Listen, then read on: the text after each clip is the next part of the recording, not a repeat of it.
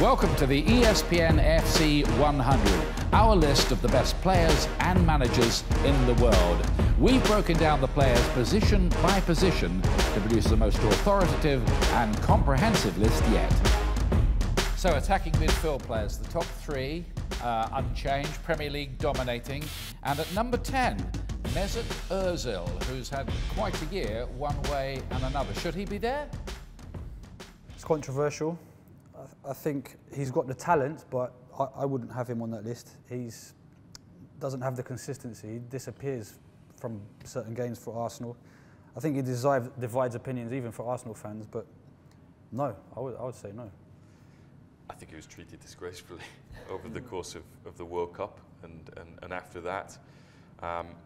But bearing all that in mind, because of having his picture taken with the Turkish Premier, and all the repercussions of that. But bearing that in mind, would he be in this top 10 at the moment? I'm not so sure. Because it's a competitive category, this, isn't it? His form last season and at the World Cup, I mean, he's doing much better now with Unai Emery, but he's not had a great year, I would say. De Bruyne, number one. I'm not arguing with that. What a player. I'm not arguing either. I mean, despite the injuries that he had since the start of the current season, which you can maybe put down to all those games he played last season and all that energy that it was incredible.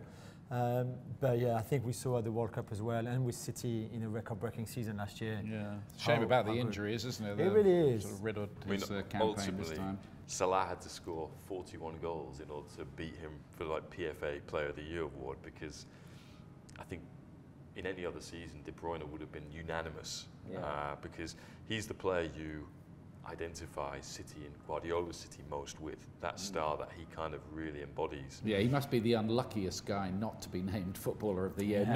Not that I'm suggesting Mo Salah didn't deserve it. He did, of course. And City have 3 players on this list, actually. And I mean, I think they deserve it. Bernardo Silva, perhaps the one that's come in recently, but he's playing so well. But I don't think you can fit them in a team, can you, those 3 together? It's tough. Pep would try. Pep would put 11 midfield players out if he could. So. Dele Alli at number 6 would be contentious. I mean, I thought he had an ordinary World Cup as well as England did.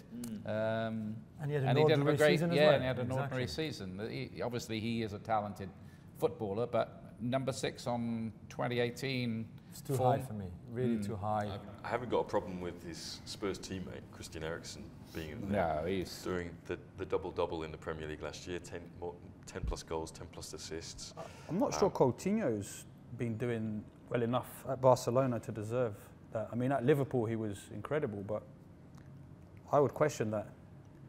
Barcelona's where he's been in 2018, Exactly. So we're going on that form. I tell you a name I'd just throw into the mix there for 2018 consideration: Denis Cheryshev, who came into the Russian team and was wonderful, really. So I don't know, what was it, 4 goals he scored, big goals. Beautiful goals. You know, as a player who came from nowhere. You know, the World Cup sometimes does that, doesn't it? Someone nobody was talking about beforehand, and now everybody's talking about it. And many people predicting they were going to be the worst hosts ever. And yeah, that first game and his impact in it.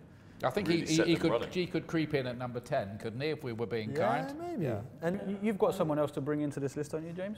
I have indeed. I mean, he could go. Yeah, Miralem Pjanic. I think Pjanic has had an excellent year. For Juventus, was magnificent in the 1-0 win at Old Trafford. And yeah, unfortunately he's been pushed off set piece taking duty by Cristiano Ronaldo at Juventus, but he's one of the best free kick takers out there, so plays a very difficult position as well. You know, he's had to succeed Andrea Pirlo at Juventus. It's taken him some time to adapt, but he's really taken to it now, so I think Pjanic merits to be on this list. Instead of? I think maybe Ozil. I mean, yeah. Or Dele Alli. Yeah, I agree. In this case. I think I'm with you on that. Are we all agreed about that, Pjanic? Because Rafa's not here. He'd disagree. Absolutely. Going to take advantage of that. So yeah. So that's our thoughts on the attacking midfield players, and for more on the ESPN FC 100, watch this space.